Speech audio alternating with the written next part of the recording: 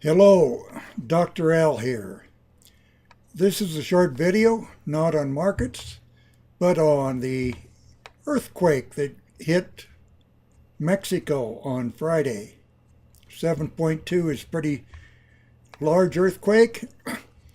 Years ago in my research, I studied earthquakes. My mentor, Colonel F. Garrett, and I one Sunday,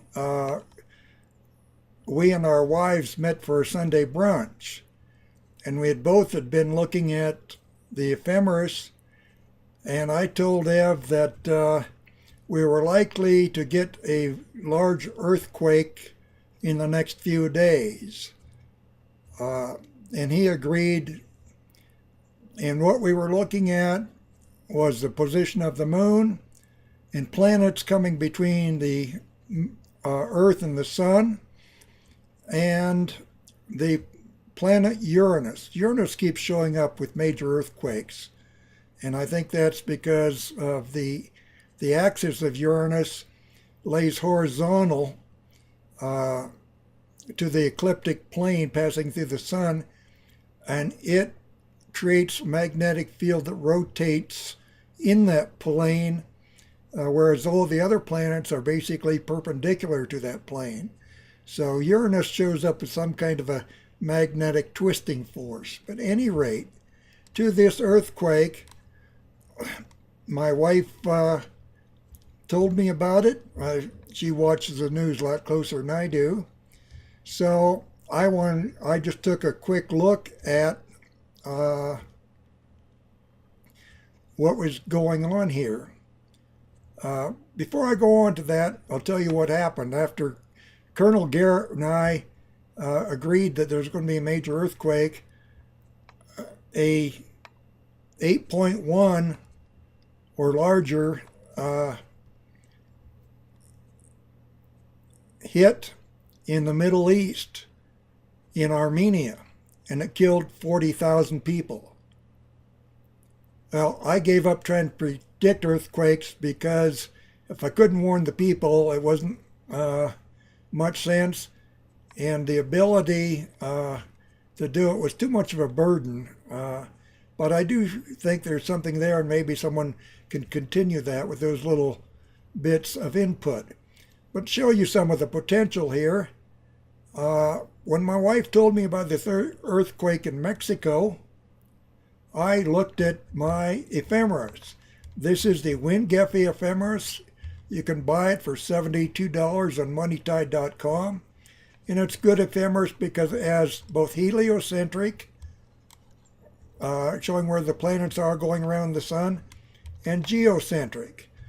And the way this works is that as the planets go around the sun, they stir up the sun at helio capabilities. And that's sort of the generator of the electrical stream of ions that comes from the sun towards the earth. That energy is focused as it comes in near the earth. And of course, because it's electromagnetic, it moves things, because it's not only just gravity, but the Earth's core is basically a big electric motor. The Earth's crust sort of floats on the Earth, and it can be shifted around. What happened in this earthquake, I just look at the geocentric ephemeris. H here is pointing at the sun, that means helio. M is Mercury, V is Venus, T is the moon. So right here we have a lot of stuff, and I drew a bigger picture over here so you can see it better. We have the Earth, the moon, Venus, Mercury lined up. So there's the configuration right there. So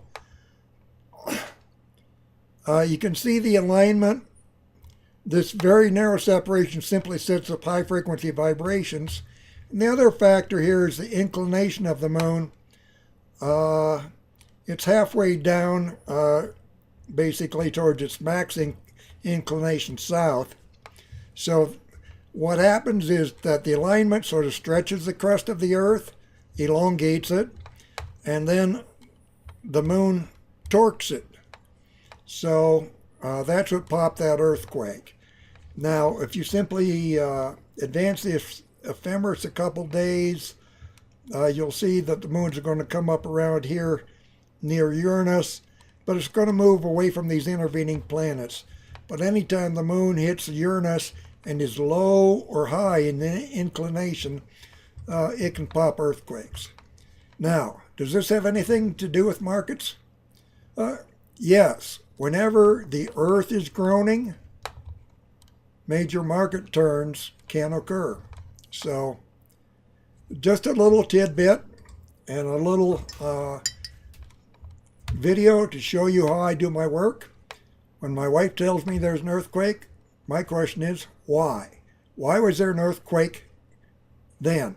Now, I did do some research, try to figure out where. I didn't get anywhere. So if you get somewhere, more power to you. So that's it. Have a good day. And if you want to learn more about my work, go to moneytide.com. If you want to place an order for the ephemeris, you can do it right there. So thank you very much. Have a good day.